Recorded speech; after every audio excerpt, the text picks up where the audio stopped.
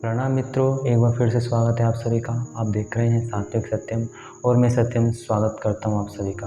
मित्रों, हम देख रहे हैं उपनिषद और उपनिषद में अब तक हमने 5 उपनिषद ईश, केन, कट, प्रश्न और मुंडक, इन 5 उपनिषदों को देख लिया है। मित्रों, आज की इस वीडियो में हम देखने वाले हैं मांडुक्य उपनिषद के बारे में।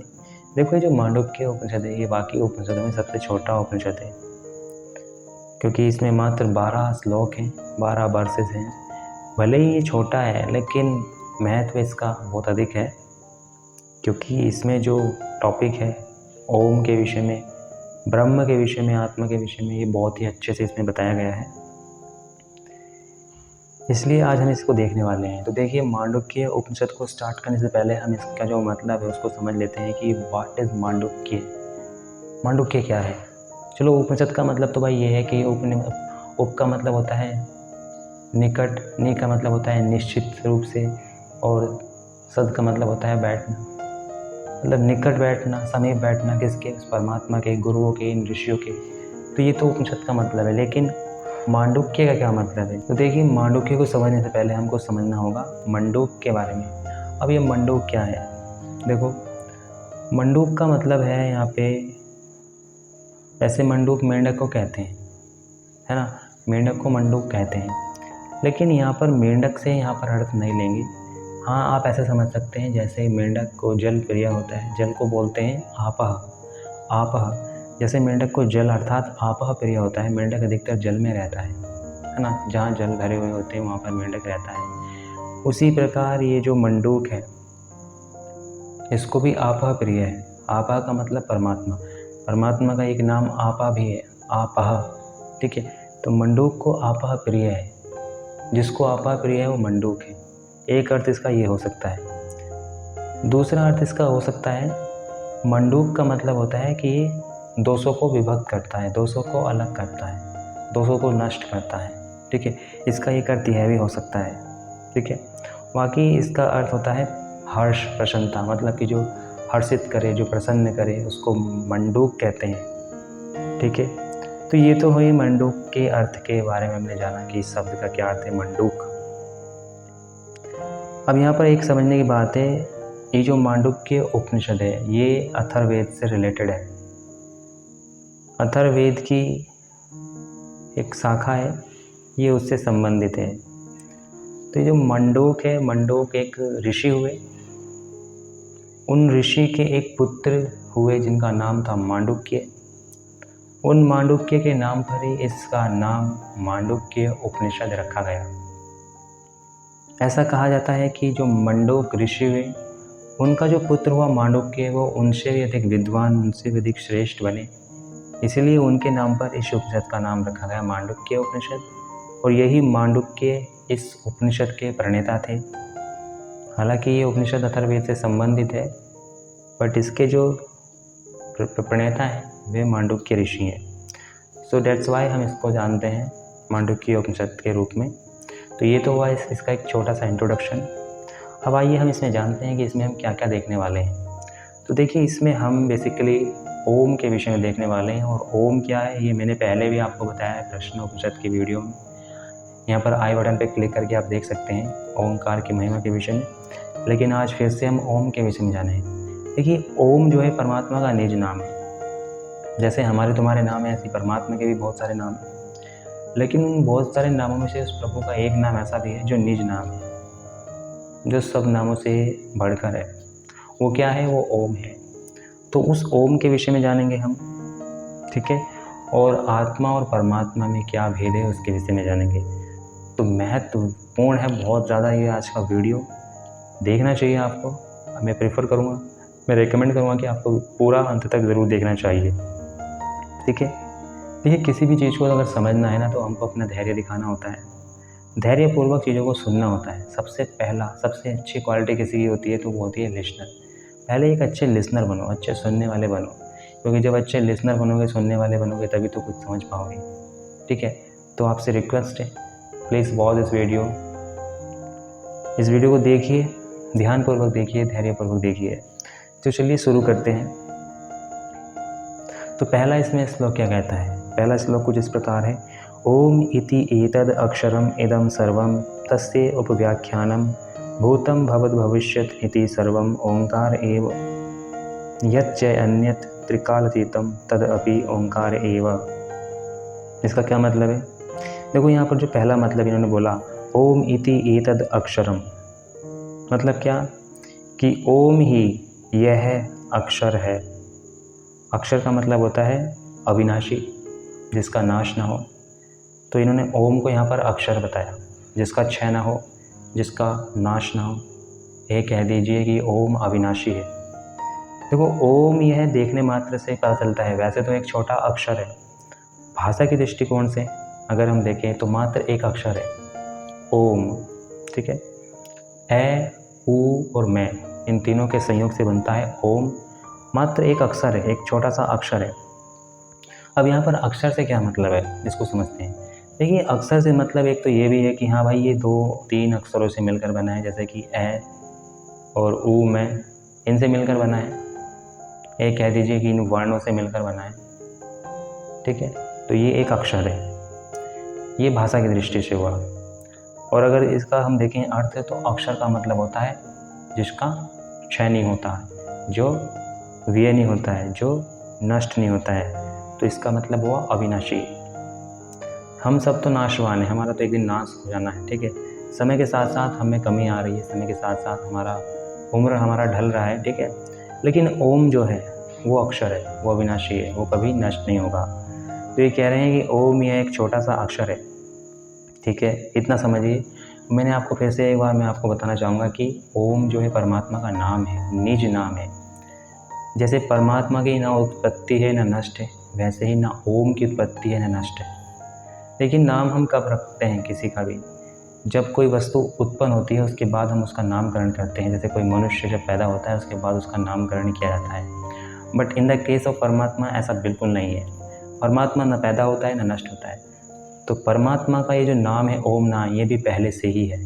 पहले से ही का मतलब जब से हमने ये जाना कि हाँ परमात्मा है, तब से परमात्मा का नाम भी है। अब सवाल ये आता है कि परमात्मा का नाम किसने रखा है? क्योंकि हमारा नाम तो दूसरे लोग रखते हैं, ठीक है। तो परमात्मा का नाम किसी ने नहीं रखा, वो पहले से ही है, वो अनंत कालों से है और हमेशा रहेगा। उसका नाम किसी ने नहीं रखा, परमात्मा का नाम किसी ने नहीं रखा, ठीक है। इसलिए वो हमेशा से था, हमेशा से है और हमेशा रहेगा, सिर्फ परमात्मा का नाम, ठीक है। तो ये हमने थोड़ा सा नाम के विषय में जाना। आगे देखिए, ये लिखते हैं ओम इति एतद् अक्षरम, ओम यह एक छोटा सा अक्षर है। आगे लिखते हैं इदम सर्वम तस्य उपव्याख्यानम। इदम सर्वम तस्य उपव्याख्यानम का मतलब है कि यह जो सब कुछ है, सब कुछ, इदम मतलब यह है, यह दृश्यमान जो विजिबल है, यह अनविजिबल भी है। सर्वम मतलब सब कुछ, तस्य उपव्याख्यानम उसकी व्याख्या है या उसका इंटरप्रिटेशन है। जो कुछ भी है सब कुछ उस परमात्मा का विस्तार है, उसका एक्सपेंशन है। ये कह दीजिए कि उसकी व्याख्या है, उसका इंटरप्रिटेशन है, जो कुछ भी है। ओम एक मात्र छोटा सा अक्षर है, लेकिन निखिल संसार इसी अक्षर की व्याख्या है, इसी की इंटरप्रिटेशन है। ये कह दीजिए कि ओम इसी है सब कुछ, ओम ही है सब कुछ, ठीक है। आगे लिखते हैं भूतम भवद भविष्यत। भूतम मतलब जो भूत है, जो पास्ट है, और भवद मतलब जो प्रेजेंट है, जो वर्तमान है, और भविष्य मतलब फ्यूचर या फ्यूचर या ठीक है भविष्य। ये सब क्या है कि भूत वर्तमान भविष्यत सब ओंकार का ही विस्तार है, सब ओंकार का ही एक्सपेंशन है। समझने का प्रयास करना।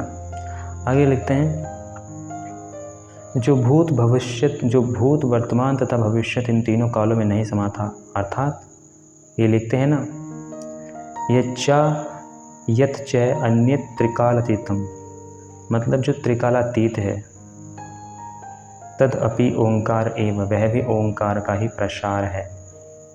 तो कहने का मतलब क्या है कि परमात्मा ना भूत में, ना वर्तमान में, ना भविष्य में,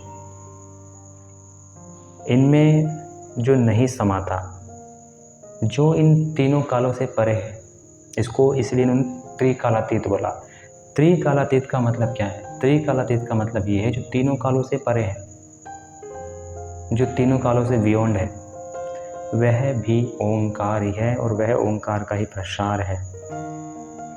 तो कहने का मतलब ये है कि ये जो ओम है ये एक अक्षर है। अक्षर का मतलब अगर हम देखें तो केवल अ उ मैं नहीं, अक्षर का मतलब अविनाशी। अविनाशी मतलब जिसका क्षय नहीं होता, जिसका नाश नहीं होता। और देखने मात्र से हमको लगता है कि यार एक छोटा सा अक्षर है, लेकिन निखिल संसार, समस्त संसार इसी का विस्तार है, इसी की व्याख्या है। भूत वर्तमान भविष्य, पास्ट प्रेजेंट फ्यूचर, सब ओम का ही विस्तार है, सब ओम का ही एक्सपेंशन है। पास्ट, प्रेजेंट और फ्यूचर, इन तीनों कालों में जो नहीं समाता, जो त्रिकालातीत है, जो तीनों कालों से परे है, बियॉन्ड है, वह भी ओंकार का ही प्रसार है। तो ये हमको समझना है।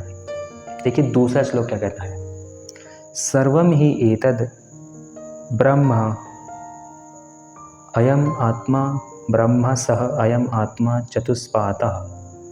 ये श्लोक बहुत महत्वपूर्ण है। ये जो श्लोक है ना, इसको बहुत ज़्यादा यूज़ किया जाता है अद्वैत की सिद्धि के लिए। जो अद्वैतवादी होते हैं वो इस श्लोक का बहुत सहारा लेते हैं अद्वैत को सिद्ध करने के लिए। अद्वैत का मतलब यदि आप नहीं जानते तो जान लीजिए। देखो 3 वाद होते हैं, अद्वैतवाद, द्वैतवाद और त्रैतवाद। अद्वैतवाद वो होते हैं जो बोलते हैं ब्रह्म सत्यम जगत मिथ्या, मतलब जो ब्रह्म को ही सत्य मानते हैं, जगत को मिथ्या मानते हैं। ये कह लीजिए जो केवल एक चीज़ को मानते हैं वो है ब्रह्म। जो सिर्फ और सिर्फ ब्रह्म तत्व को मानते हैं, वो ना प्रकृति को मानते हैं, ना वो आत्म तत्व को मानते हैं। मतलब ये कह लीजिए कि वो ब्रह्म में ही मानते हैं कि ब्रह्म ही आत्मा है या आत्मा ही ब्रह्म है, वो ऐसा मानते हैं। मतलब वो केवल एक चीज़ को मानते हैं, ठीक है। तो वो अद्वैत। द्वैत में 2 चीज़ें आ जाती हैं। द्वैत वाले मानते हैं किसको? द्वैत वाले मानते हैं 2 चीज़ों को, जिनमें एक तो होता है आत्मा, ठीक है, और एक होती है प्रकृति। ये द्वैत वाले इन 2 चीज़ों को मानते हैं। जो त्रैतवादी होते हैं वो मानते हैं 3 तत्वों को, एक तो परमात्मा, एक आत्मा और एक प्रकृति। तो ये जो श्लोक है, सर्वम ही एतद् ब्रह्म अयम आत्मा ब्रह्म स अयम आत्मा चतुष्पातः, इस श्लोक की सहायता से अद्वैतवादी अद्वैत को सिद्ध करते हैं। आइए हम देखते हैं कि वो कैसे इसको सिद्ध करते हैं और वास्तव में इसका अर्थ क्या है, क्योंकि आजकल अर्थ का अनर्थ बहुत होता है। मैंने इस वीडियो को बनाने से पहले YouTube पे सर्च किया मांडुक्य उपनिषद, उसमें मैंने 2-3 वीडियोस देखी जिन पे ज़्यादा व्यूज़ आ रखे थे, वो देखी। उन वीडियोस में मैंने देखा कि इस श्लोक का सब ने यही अर्थ बताया है कि जैसे मैं अभी आपको बताऊंगा। चलिए पहले इसको देख ही लेते हैं। सर्वम ही एतद् ब्रह्म, सर्वम ही एतद् ब्रह्म का मतलब ये है कि यह सब कुछ ही ब्रह्म है। यह सब कुछ ही ब्रह्म है। सब कुछ ही ब्रह्म है मतलब सब कुछ ही ब्रह्म है। सर्वम ही एतद् ब्रह्म का मतलब ये है कि इसका मतलब तो ये है सब कुछ ही ब्रह्म का मतलब कि हम भी ब्रह्म है, क्योंकि हम भी सब कुछ में ही आ जाते हैं। प्रकृति भी ब्रह्म है क्योंकि वह भी सब कुछ में आ जाती है।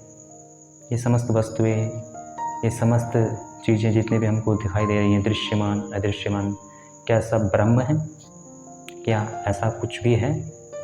तो जो अद्वैतवादी होते हैं वो कहते हैं कि हाँ सब कुछ ब्रह्म है, सब कुछ उसी से निकला है, उसी में समा जाएगा, वो ऐसा बोलते हैं।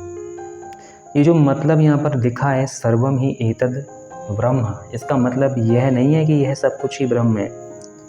इसका मतलब है कि समस्त विश्व, यह कह दीजिए ब्रह्मांड में ब्रह्म व्याप्त है, ईश्वर व्याप्त है। यह कह लीजिए कि ईश्वर को ही देखना है सब में। सर्वम ही एतद् ब्रह्म मतलब समस्त विश्व में, ब्रह्मांड में ईश्वर व्याप्त है, ब्रह्म व्याप्त है और उसी को हमको देखना है सब में। सर्वम ही एतद् ब्रह्म का ये मतलब है,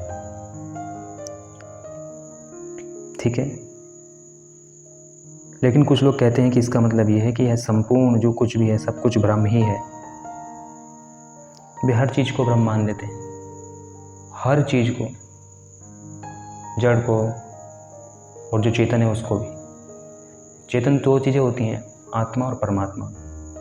तो वे आत्मा को भी ब्रह्म ही मान लेते हैं क्या आत्मा जो अल्पज्य है, जो जन्म लेता है, क्या वो ब्रह्म हो सकता है? सोचिए, विचार कीजिए। जैसे हम लोग आत्माएं हैं, हमने शरीर धारण किया है, क्या हम ब्रह्म हैं? क्या हम उसका स्थान ले सकते हैं? विचार कीजिए। यदि हम ब्रह्म हुए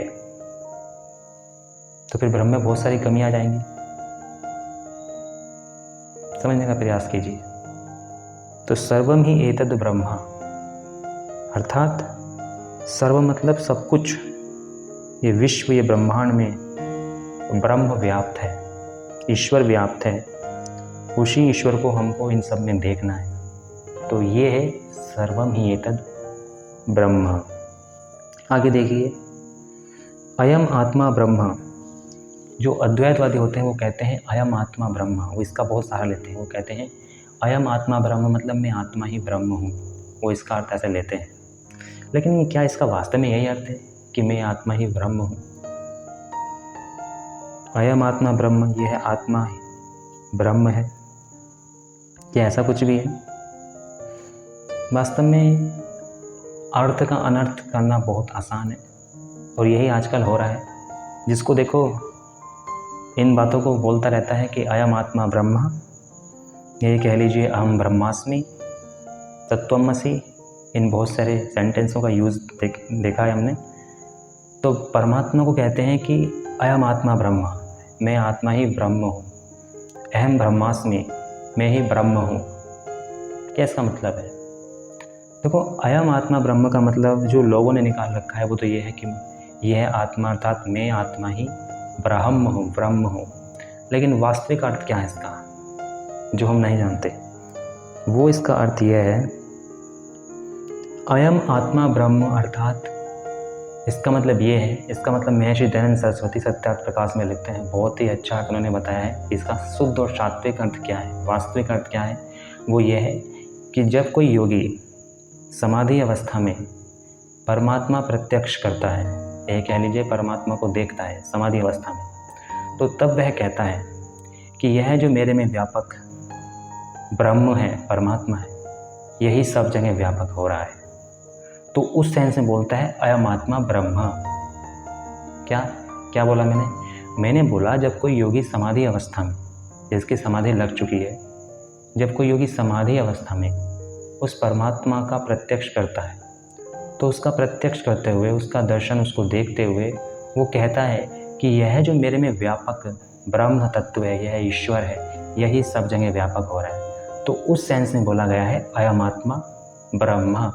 लेकिन लोगों ने इसका क्या मतलब निकाल लिया कि मैं ही ब्रह्म हूँ, मैं ही ब्रह्म हूँ, मैं ही ईश्वर हूँ। क्या ये इसका अर्थ हो सकता है? आप खुद ही विचार कीजिए।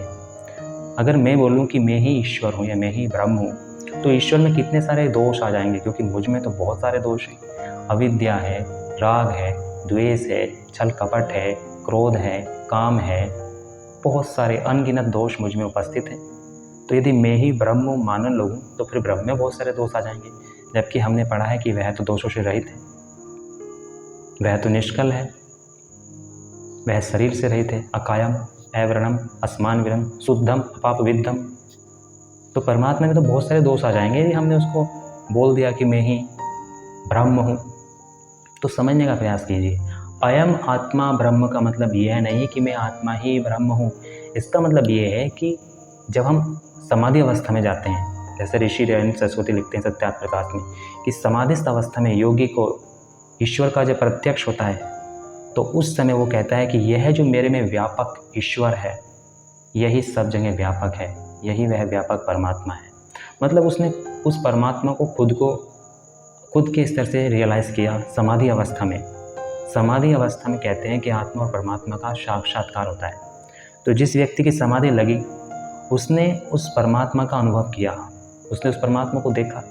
क्योंकि उसने उस परमात्मा को देखा, तब उसने कहा अयम आत्मा ब्रह्म, कि मेरे में जो ये उपस्थित परमात्मा है, मेरे में जो व्यापक ये है ब्रह्म है, यही सब जगह व्यापक है। तो उस सेंस में बोला अयम आत्मा ब्रह्म, उस सेंस में। ऐसे नहीं है कि ऐसी अयम आत्मा ब्रह्म कि मैं ही ब्रह्म हूँ, नहीं। एक बात ये हुई, एक वाक्य है जो लोक में बहुत अधिक प्रचलित है, जिसका मतलब है अहम ब्रह्मास्मि। इसका आपने सुना होगा कहीं ना कहीं, अहम ब्रह्मास्मि। आजकल तो इंस्टाग्राम के बायो में भी लोगों ने लिख रखा है अहम ब्रह्मास्मि। वे कहते हैं कि अहम मतलब मैं, ब्रह्मास्मि मतलब ब्रह्म हूँ, मैं ही ब्रह्म हूँ या हम ही ब्रह्म हैं। ऐसा क्या संभव है? क्या हम ब्रह्म हो सकते हैं? हम अल्पज्य हैं, हम बहुत सारे दोषों से युक्त हैं, हम जन्म लेते हैं, हमारी मृत्यु होती है, हम कर्म करते हैं, कर्मों के फलों से हम बंधते हैं, कितनी सारी चीज़ें हमसे होती हैं। परमात्मा क्या इन चीज़ों में इन्वॉल्व है? ना जन्म लेता है, ना मरता है, और ना ही वो इन कर्मों के फलों को भोगता है, ना इच्छा करता है, ना द्वेष करता है, ना वो शरीर से जन्म लेता है। मतलब हमने जो अपनी क्वालिटी है उसको अगर हम परमात्मा को थोप रहे हैं, हम कह रहे हैं ना अहम ब्रह्मास्मि कि मैं ही ब्रह्म हूँ, हम ही ब्रह्म हैं, तो अगर हम ही ब्रह्म हैं तो हमें तो बहुत सारे गुण, हम में तो बहुत सारे दोष, हम में तो बहुत सारी कमियां हैं, तो वो सब कमियां परमात्मा में आ जाएंगी, क्योंकि हम ही ब्रह्म हैं। हम जन्म लेते हैं, मरते हैं, अल्पज्य हैं, मूढ़ हैं, मूर्ख हैं, कुछ नहीं जानते हैं, फिर तो परमात्मा भी ऐसे ही हो जाएगा, वो भी अल्पज्य, मूढ़ और कुछ न जानने वाला हो जाएगा। जबकि वास्तविकता तो कुछ और है। परमात्मा तो सब कुछ जानने वाला है, वो तो सर्वज्ञ है, वो न जन्म लेता है, न मरता है, उसका क्षय नहीं होता, वो अविनाशी है, वो अमृत है। क्या हम अमृत हैं? तो सेंटेंस का मतलब समझिए, अर्थ का अनर्थ जो हम लोगों ने कर दिया है उससे बचिए, अर्थ का जो वास्तविक अर्थ है उसको समझिए। अहम ब्रह्मास्मि का मतलब है कि मैं ब्रह्म नहीं, मैं ब्रह्म में स्थित हूँ, मैं ब्रह्म में स्थित हूँ, मैं ब्रह्म नहीं, मैं ब्रह्म में स्थित हूँ। जैसे इस शरीर में आत्मा स्थित है, उसी तरह आत्मा में परमात्मा भी स्थित है। परमात्मा अत्यंत सूक्ष्म है, सूक्ष्म से भी सूक्ष्म तत्व है, चेतन तत्व है परमात्मा, वो आत्मा में स्थित है। तो मैं आत्मा ब्रह्म नहीं हूँ, मैं आत्मा उस परमात्मा में स्थित हूँ। यही कह लीजिए कि ये जो कुछ भी दृश्यमान या अदृश्यमान, विजिबल और अनविजिबल, जो कुछ भी मटेरियल है, सब उस परमात्मा में स्थित है। तो अहम ब्रह्मास्मि का मतलब है कि मैं उस ब्रह्म में स्थित हूँ, ना कि ये कि मैं ही ब्रह्म हूँ। ठीक है, तो ये समझने का प्रयास कीजिए। बाकी मैंने आपको बताया अयम आत्मा ब्रह्म का क्या मतलब है। अयम आत्मा ब्रह्म का मतलब ये है कि मेरे में जो यह व्यापक परमात्मा है, यही इस समस्त संसार में व्यापक हो रहा है। ठीक है, ये इसका मतलब है जो मैंने आपको बताया। आइए देखते हैं आगे क्या लिखते हैं। स अयम आत्मा, स मतलब वह, अयम मतलब यह है, आत्मा आत्मा, चतुष्पाद मतलब चार पाँव वाला या चार पाद वाला, यह चार प्रकार से प्राप्तव्य है। अब चतुष्पाद का मतलब चार पाँव, चार पाद, इसका क्या मतलब है? क्या परमात्मा के पैर होते हैं? देखिए यहाँ पर पाद का मतलब पैरों से नहीं है, चार पाँव का मतलब यहाँ पर स्थिति से बता रहे हैं। हमको ये बौद्धिक स्तर पर समझना है, यथार्थ में हमको अपने मन में ये कल्पना नहीं करनी है कि परमात्मा या आत्मा के चार पैर होते हैं। ऐसा कुछ नहीं है, उसका तो शरीर नहीं है, वह तो अकायम है, मतलब शरीर से, इस काया से रहित है। ठीक है, तो चार पैरों का मतलब ये है, उसकी चार स्थितियों को बता रहे हैं। बौद्धिक स्तर पर हमको ये समझने की आवश्यकता है, हमको एक तरह से समझना है कि चतुष्पाद का मतलब है स्थान या अवस्थिति, चार स्थान या चार अवस्थिति के बारे में ये बताना चाह रहे हैं। ठीक है, तो यहाँ पर पैरों से हमको बिल्कुल नहीं समझना है कि पैर हैं, इन सब बातों से हमको बचना है। वह तो निराकार है, सर्वशक्तिमान है, उसके पैर कहाँ से हो जाएंगे? तो ये हमको समझना है, चतुष्पाद का मतलब पैरों से नहीं, चार स्थितियों से है, चार जो ये बता रहे हैं उनसे है, चार प्रकार से है। तो ये हमने देखा कि यह संपूर्ण विश्व ब्रह्मांड ब्रह्म में स्थित है। ठीक है, अर्थात उस ब्रह्म का विस्तार है, एक्सटेंशन है। इसी प्रकार हम सबका यह पिंड भी ब्रह्म में स्थित है। अर्थात जैसे ब्रह्मांड में ब्रह्म का विस्तार है, वैसे ब्रह्म की भांति पिंड में जीव का विस्तार है, शरीर। आत्मा के अर्थात ब्रह्मांड में, ब्रह्म तथा पिंड में जीवात्मा के चार पाद हैं। देखो ये बोल रहे हैं चार पाद हैं, मतलब चार स्थितियां हैं, अर्थात इन दोनों की अनुभूति के चार स्थान हैं, चार जगह हैं जहाँ इन्हें पाया जा सकता है। तो ये हमने देखा इसका अर्थ है। एक बार फिर से आपको यही बोलूँगा कि ये जो यहाँ पर हम समझने का प्रयास कर रहे हैं, जैसे कि हमने देखा कि अहम ब्रह्मास्मि, अयम आत्मा ब्रह्मा, इसका मतलब आप समझ गए होंगे मैंने जो आपको समझाने का प्रयास किया। अयम आत्मा ब्रह्म का मतलब ये है आत्मा भी ब्रह्म है, ऐसा बिल्कुल नहीं है। इसका मतलब ये है कि यह आत्मा उस ब्रह्म में स्थित है। ठीक है, अगर आप ये कहते हो कि आत्मा भी ब्रह्म है, तो फिर आत्मा की जो क्वालिटीज़ हैं वो ब्रह्म की क्वालिटीज़ कहलाएंगी, और वो फिर गलत हो जाएगा, क्योंकि आत्मा जन्म लेता है, मरता है, अल्पज्य है। ठीक है, कर्मों को करता है, उनके फलों को भोगता है। लेकिन परमात्मा न जन्म लेता है, न मरता है, न अल्पज्य है, और ना ही वो कर्मों के फलों को भोगता है। तो दोनों में बहुत अधिक डिफरेंस है। दोनों अलग अलग चेतन सत्ताएं हैं, ये हमको समझना होगा। आत्मा अलग है, परमात्मा अलग है, इन दोनों को हमको एक नहीं समझना है। ठीक है, दोनों अलग अलग हैं। ठीक है, तो ये हमको समझना है। तो आज की इस वीडियो में हम इतना ही रखते हैं। आज हमने देखा कि चतुष्पाद सो से अयम आत्मा चतुष्पाद, मतलब उस आत्मा के उस सत्ता के 4 पाँव हैं, उसके 4 स्थान हैं, उसकी 4 जगह हैं जहाँ पर उसको अनुभूति कर सकते हैं। तो ये 4 स्थान, ये 4 जगह, ये चतुष्पाद क्या है, इसको हम देखेंगे अगली वीडियो में। ठीक है, और अच्छे से समझने का प्रयास करेंगे। आज की इस वीडियो में हमने इन 2 ही श्लोकों को देखा। 12 श्लोक हैं, अभी 10 श्लोक और देखने बाकी हैं। बहुत ही ध्यान से धीरे धीरे चीज़ों को समझते हुए चलेंगे, कोई जल्दबाजी नहीं है। तो आज की इस वीडियो में हमने देखा इन 2 श्लोकों के विषय में। उम्मीद करूँगा कि मैंने जो कुछ भी आपको समझाने का प्रयास किया, समझाने का नहीं बोलूँगा, मैंने जो कुछ भी यहाँ पर पढ़ने का और आप लोगों के समक्ष प्रस्तुत करने का प्रयास किया, आप लोगों ने सुना होगा। ठीक है, तो यदि आपको वीडियो पसंद आया हो तो आप वीडियो को लाइक करिए। चैनल में यदि आप नए हो और इस तरह के कंटेंट को यदि आप पसंद करते हैं तो चैनल को सब्सक्राइब कीजिए। मैं मिलूँगा आपसे फिर से किसी अगली वीडियो में इन्हीं टॉपिकों के साथ। तब तक के लिए अपना ध्यान रखिए। Take care of yourself. Thank you so much for watching me. अपना ध्यान रखिए, उस परमात्मा के नाम का जप करते रहिए। ओम सच्चिदानंद ईश्वराय नमो नमः।